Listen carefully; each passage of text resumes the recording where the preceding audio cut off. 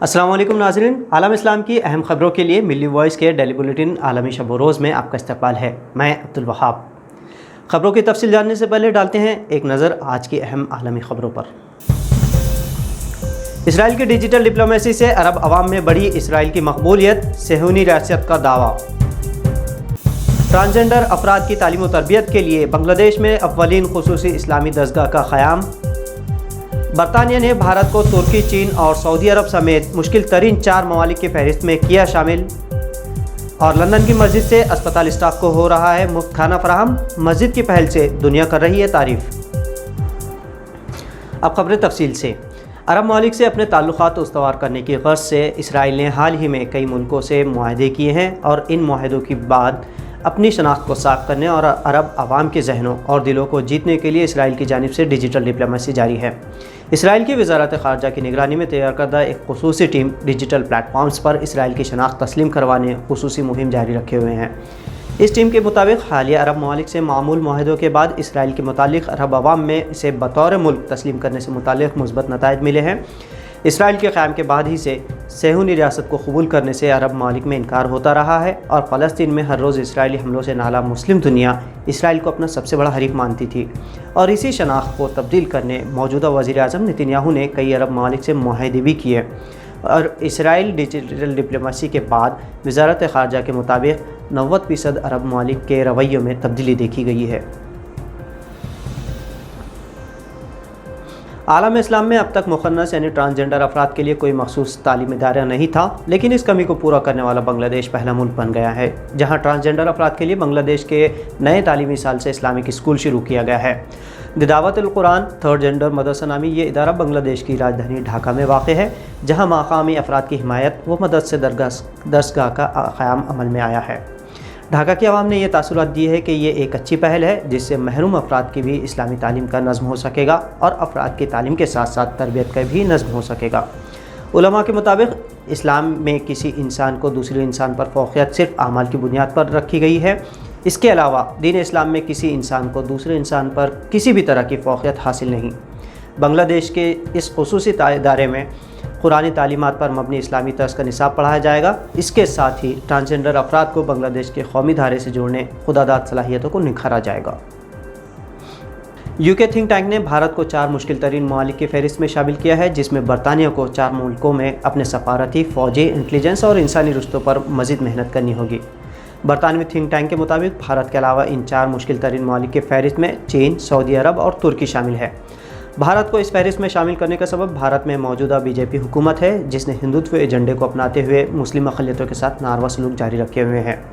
بھارت کے سب سے بڑے انگریزی اخبار دی ٹائمز آف انڈیا میں شائع شدہ خبر کے مطابق برطانوی تھنک ٹینک نے بی جے پی پر اقلیتوں کو ہراساں کرنے کا الزام عائد کیا اور کہا کہ بھارت میں عدم برداشت یعنی انٹالرنس اور اکثریت پسندی بڑھ گئی ہے، جس سے نہروں کے خوابوں والا سیکولر جمہوری بھارت تبدیل ہوتا جا رہا ہے۔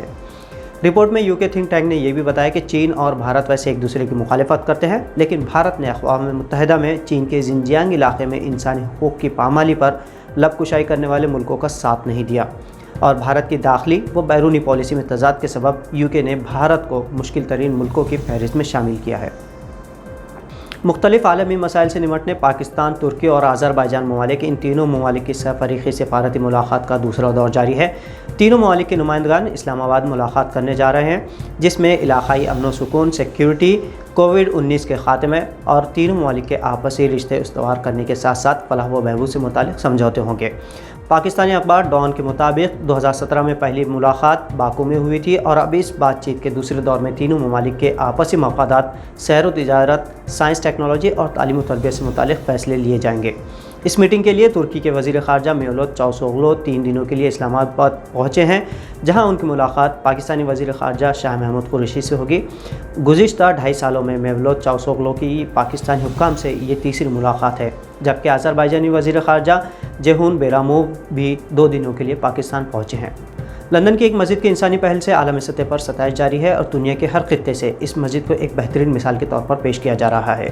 برطانوی خبر رساں ادارے دی لنڈن اکنامک.com کے مطابق اس لندن کے مسلم سینٹر مسجد میں ہر روز خیر سگالی کے طور پر رائل لندن اسپتال کے سٹاف اور عوام الناس کے لیے کھانا فراہم کیا جا رہا ہے۔ मस्जिद के ज़िम्मेदारान जो मकामी इलाके के लिए फूड बैंक की खिदमत फराहम करते हैं, उन्होंने कहा कि कोरोना के दौर में अस्पताल के अमले ने जिस बहादुरी और इंसानी खिदमत का मुजाहरा किया, उसके शुक्रिया के तौर पर मस्जिद की जानिब से अस्पताल को गर्मा गर्म खाना फराहम किया जाएगा। मस्जिद के ज़िम्मेदार दिलावर खान के मुताबिक कोविड-19 के वबाई हालात में भी अस्पताल के अमले ने बेहतरीन खिदमत अंजाम दी और उसी काम की हौसला अफजाई के तौर पर मस्जिद की जानिब से ये फैसला लिया गया है। सऊदी फरमानरवा मोहम्मद बिन सलमान मुस्लिम दुनिया के मुहाफ़िज़ और क़ायद की हैसियत के बजाय सेक्युलर और कौमी मफादात को ज़्यादा तरजीह दे रहे हैं। तनक़ीद निगारों का कहना है कि जिस तरह चीन ने ज़िंजियांग इलाके में डिटेंशन सेंटर्स में इंसानी हुकूक़ की पामाली की, इसके बावजूद चीनी सफारतकार से ताल्लुक़ात उस्तवार करने के पॉलिसी और आलम इस्लाम के लिए सबसे मुअज़्ज़ज़ शहर मक्का से 70 किलोमीटर फासले पर चीनी कौंसलेट के क़याम से सऊदी फरमानरवा की तरजीहात का पता चलता है। इसके बरक्स कश्मीर मामले पर सऊदी अरब की भारतीय हुकूमत से करीबी और पाकिस्तान की चीन से उनसीयत से मोहम्मद बिन सलमान की पॉलिसी वाज़ेह होती है। इसके अलावा इस्लामी दुनिया के साथ साथ ख़ित्ता में तुर्की की बढ़ती मकबूलियत से सऊदी अरब के फरमानरवा की बेचैनी भी कम्युनिस्ट चीन से करीब होती दिखाई दे जा सकती है। सऊदी फरमानरवा मोहम्मद बिन सलमान के इसराइल और चीन से क़ुर्बत से आलम इस्लाम तशवीश में मुब्तला है। मलेशिया में सूद की लानत से पाक मईशियत के लिए ज़ोर दिया जाता रहा है और इसी तर्ज पर दुनिया की मकबूल व मारूफ तरीन कार मैन्युफैक्चरिंग कंपनी टोयोटा ने एक नया बिजनेस आइडिया ढूंढ निकाला है। मलेशिया में कार ख़रीदने के बजाय Islamic car subscription programme Toyota ने तैयार किया है। टोयोटा के इस मुनफरिद पेशकश से मलेशियाई अवाम कार ख़रीदने के बजाय कार को सब्सक्राइब कर सकते हैं, यानी एक तरह से कार किराए के तौर पर ले सकते हैं और इसके लिए उन्हें सूद नहीं देना होगा। टोयोटा के इस प्रोग्राम के तहत मलेशियाई अवाम 2 या 3 सालों के लिए कार हासिल कर सकते हैं और इसके बाद इसे टोयोटा कंपनी को वापस कर सकते हैं।